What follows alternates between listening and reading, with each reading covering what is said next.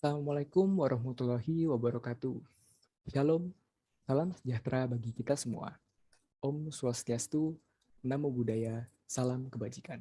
Perkenalkan, kami mahasiswa Teknik Informatika BINUS University yang beranggotakan Frederick Setievi dengan NIM 24400923440, Jessica Natalia 24400 92403, dan saya sendiri Theodore Marchang 24400 93072.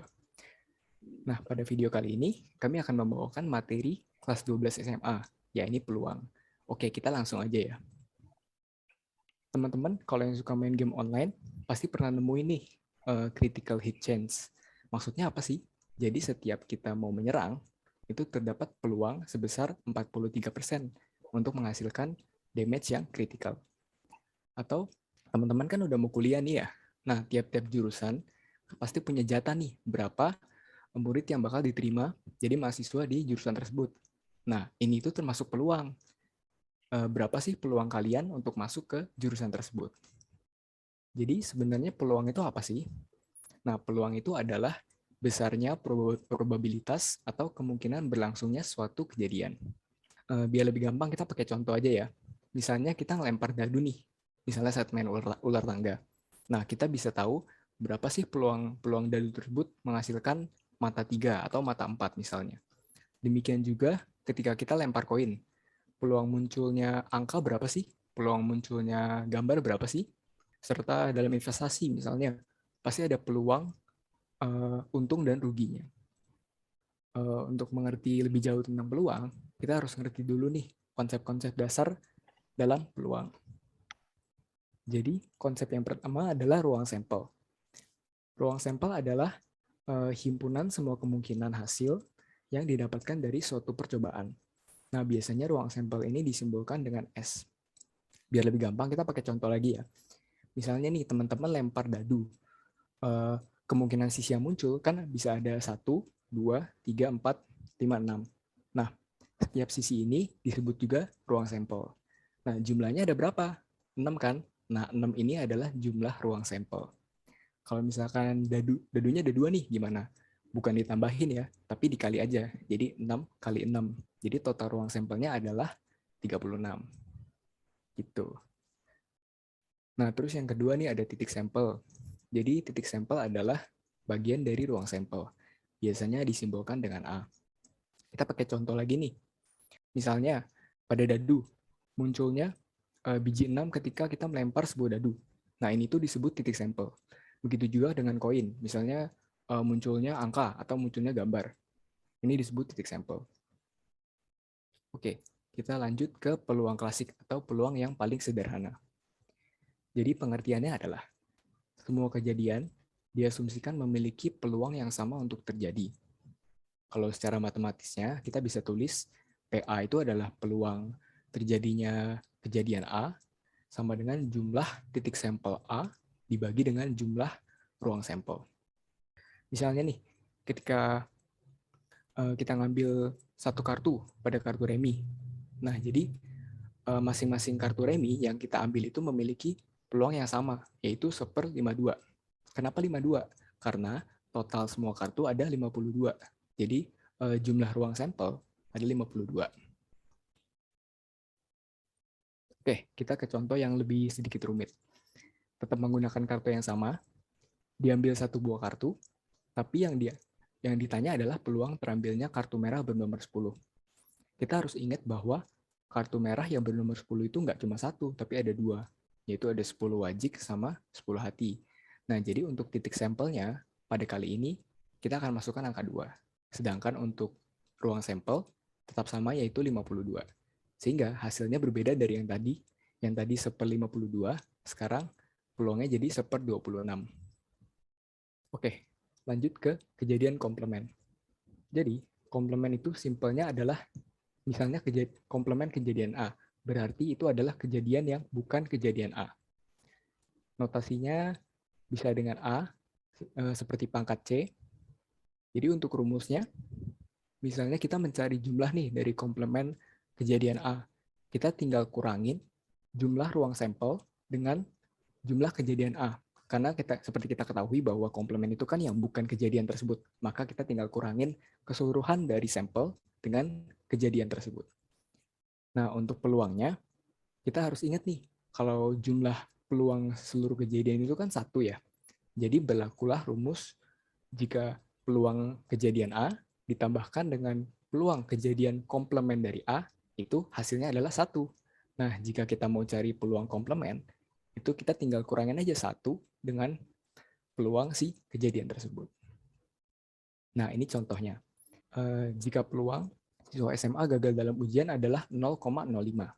Kita diminta untuk menentukan peluang siswa yang berhasil. Nah, dari soalnya kita bisa asumsikan bahwa jika seorang siswa yang sudah gagal, maka dia artinya dia tidak berhasil. Maka yang berhasil itu adalah komplement dari yang gagal. Nah, jadi bisa kita tuliskan dulu untuk kejadian A-nya adalah siswa yang gagal. Kemudian, untuk komplement dari A adalah siswa yang berhasil. Nah, kita tinggal masukin nih ke rumus yang tadi. Untuk nyari peluang yang komplement, berarti 1 dikurangin dengan peluang siswa yang gagal. Jadi 1 dikurang 0,05. Maka hasilnya ketemulah 0,95. Nah, jadi kita tahu nih, lewat komplement, maka peluang siswa yang berhasil adalah 1 dikurang yang gagal, jadi 0,95. Jadi selanjutnya ada frekuensi harapan. Frekuensi harapan adalah peluang sebuah kejadian dikali dengan banyaknya kejadian. Pada dasarnya, frekuensi harapan menyatakan banyak kemungkinan terjadinya suatu kejadian pada percobaan yang berulang kali dilakukan. Sebagai contoh, misalkan kejadian A menyatakan munculnya mata dadu 5 dan dadu tersebut dilempar sebanyak 10 kali. Maka frekuensi harapan kejadian A menyatakan banyaknya terjadinya muncul mata dadu 5 dari 10 percobaan yang dilakukan. Secara matematis, frekuensi harapan dari suatu kejadian A pada percobaan sebanyak N kali dapat dihitung dengan menggunakan rumus pada layar, yaitu frekuensi harapan sama dengan N dikali dengan PA, di mana PA menyatakan peluang terjadinya kejadian A. Secara keseluruhan, frekuensi harapan merupakan kemungkinan banyaknya kejadian yang muncul jika dilakukan percobaan secara berkali-kali atau perkalian antara banyaknya percobaan dengan peluang suatu kejadian. Contoh frekuensi harapan yaitu misalnya kita melempar koin yang memiliki sisi kepala dan ekor sebanyak 10 kali. Kita diminta untuk menentukan frekuensi harapan munculnya sisi kepala pada kedua koin tersebut. Jadi jika diketahui ruang sampel yaitu S sama dengan kepala-kepala, kepala ekor, ekor kepala, dan ekor-ekor, kemudian ada titik sampel yaitu A, kepala-kepala. Jadi pertama-tama kita cari dulu peluang untuk 1 kali lemparan, yaitu pada rumus PA sama dengan NA per NS, di mana NA sama dengan 1 dan NS sama dengan 4. Jadi kita peroleh bahwa peluang terjadinya kejadian A adalah 1/4. Selanjutnya, kita kalikan dengan jumlah lemparan atau N, di mana pada soal N adalah 10. Maka dalam rumus frekuensi harapan, N dikalikan dengan PA sama dengan 10 dikalikan dengan 1/4, sama dengan 5/2. Sehingga frekuensi harapan munculnya sisi kepala pada kedua koin untuk 10 kali lemparan adalah 5/2 kali. Selanjutnya ada aturan penjumlahan peluang. Pada umumnya, aturan penjumlahan peluang ini dipakai jika ada beberapa kegiatan berbeda, namun hanya satu yang dilakukan, atau saat kita sedang membagi kasus. Walaupun ketika membagi kasus, aturan penjumlahan biasanya dipakai beriringan dengan rumus-rumus yang lain. Aturan penjumlahan ini dibagi dua, yaitu kejadian tidak saling lepas dan kejadian saling lepas. Yang pertama adalah kejadian tidak saling lepas. Dua buah kejadian dikatakan tidak saling lepas apabila terdapat elemen yang sama antara kejadian yang satu dengan yang lainnya. Sebagai contoh, saat akan pemilihan ketua OSIS, kita ingin tahu apakah calon ketua OSIS itu ganteng dan pintar, atau pintar saja tetapi tidak ganteng, atau ganteng saja tetapi tidak pintar. Maka, nilai peluang gabungan untuk kejadian yang tidak saling lepas ini dirumuskan sebagai P A gabungan B sama dengan PA ditambah PB dikurang dengan PA irisan B.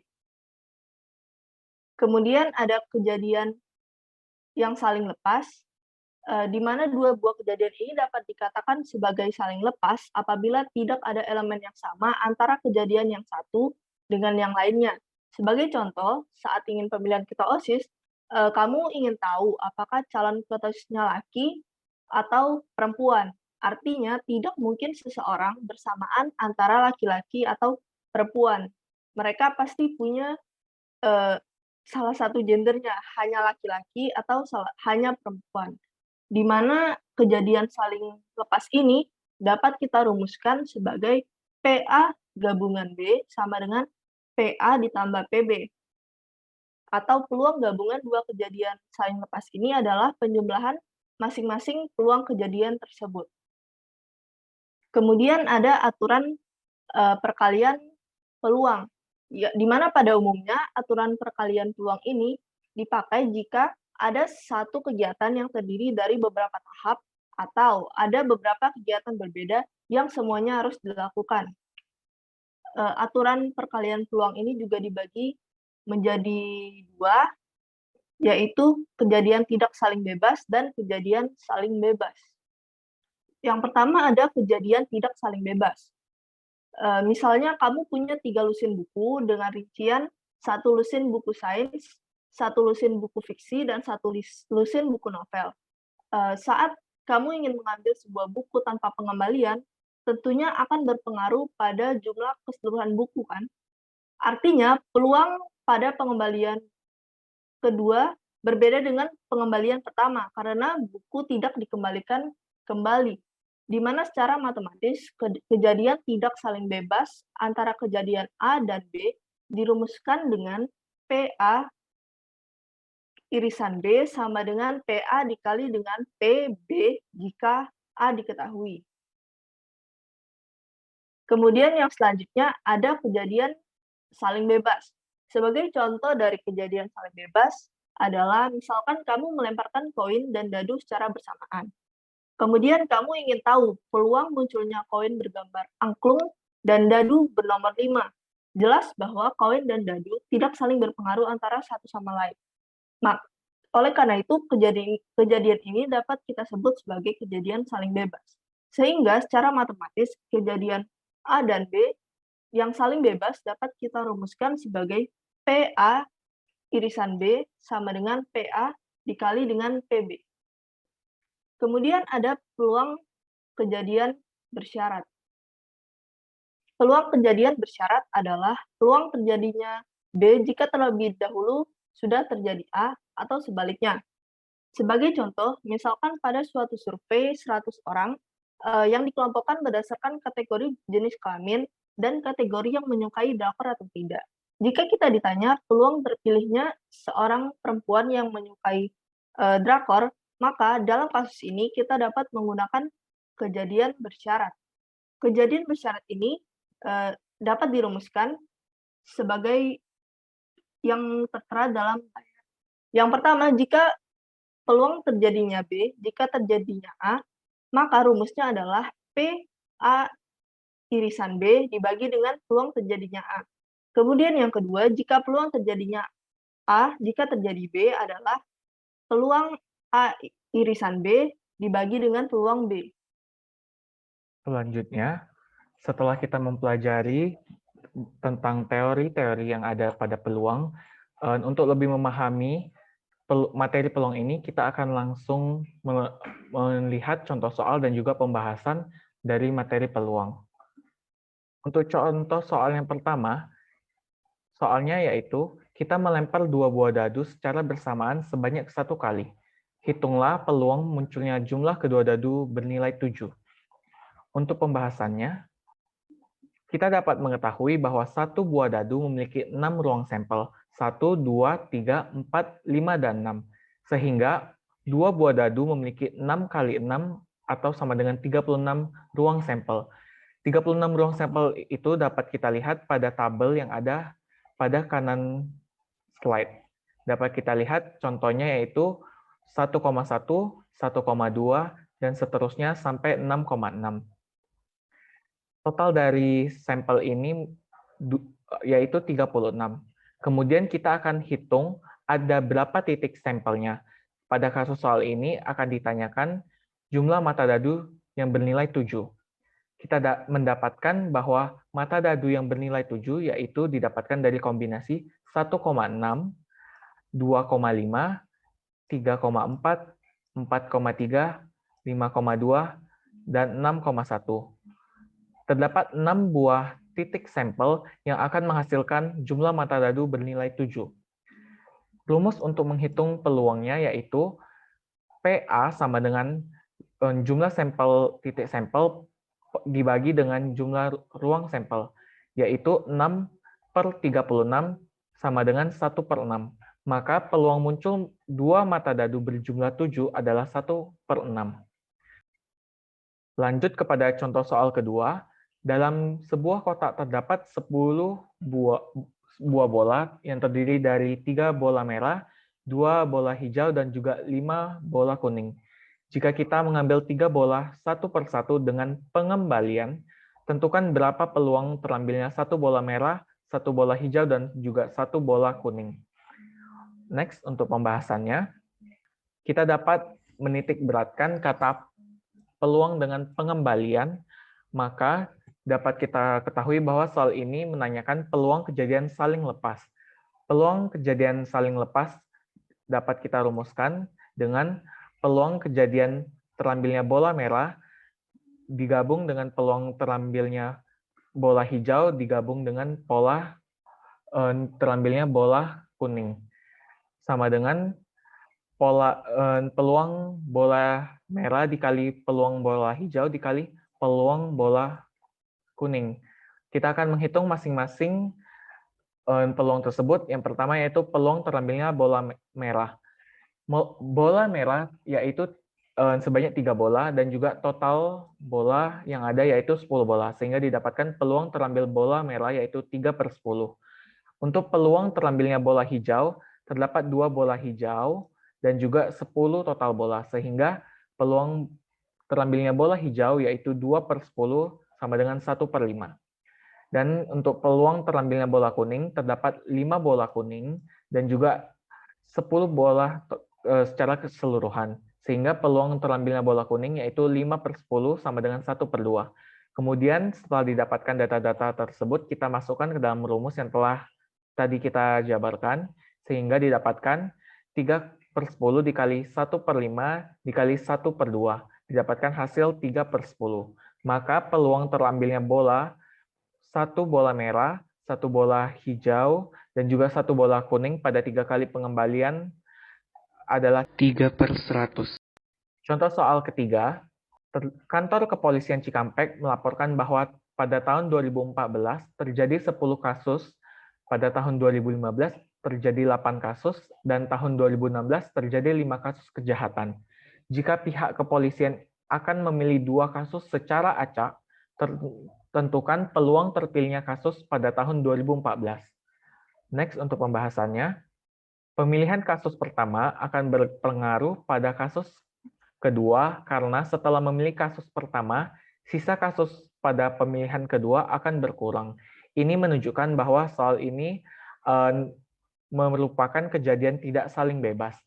Dengan demikian, kita dapat merumuskan peluang dari terpilihnya 2 kasus pada tahun 2014, yaitu peluang terjadinya kejahatan pada tahun 2014 dikali dengan peluang kejadian tahun 2014 diketahui kejadian tahun 2014.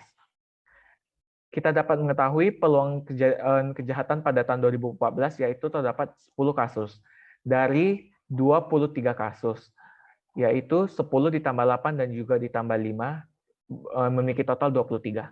Sehingga peluang terjadinya kejahatan 2014 yaitu 10/23. Kemudian pada tahun kedua, pemilihannya akan berkurang sebanyak 1 pada ruang sampel menjadi 22, dan juga pada tahun 2014 karena sudah diambil pada kasus pertama, maka 10 akan dikurangi 1 menghasilkan 9. Sehingga peluang terjadinya kejahatan 2014 jika diketahui sudah terjadi kejahatan tahun 2014 adalah 9/22. Kita akan mengkalinya, yaitu 10/23 dikali 9/22 didapatkan hasil 45/253. Jadi peluang terpilihnya kasus dari tahun 2014 adalah 45/253.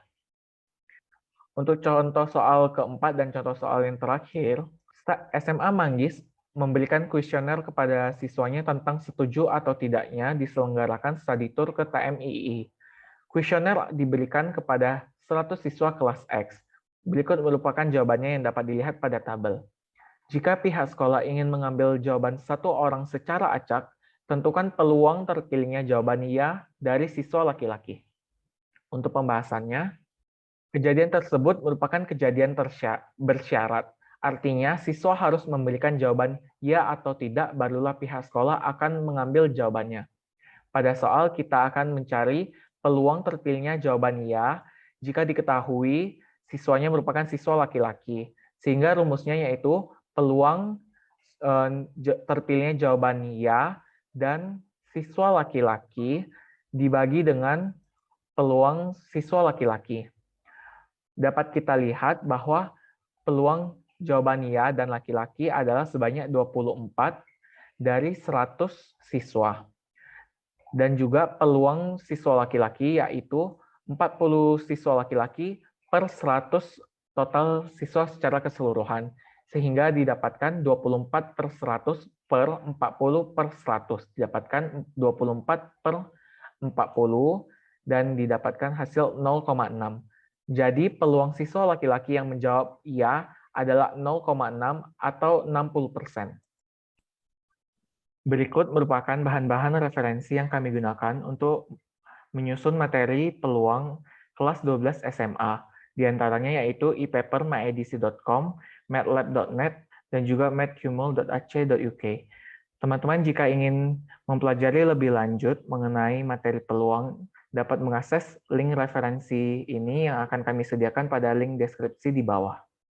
Demikianlah pembahasan materi dan contoh soal mengenai peluang pada kelas SMA 12. Semoga apa yang telah diajarkan dapat bermanfaat bagi teman-teman ya. Akhir kata, terima kasih untuk teman-teman yang sudah menonton video ini. Mohon maaf atas segala kesalahan dan juga kekurangan yang ada. Terima kasih.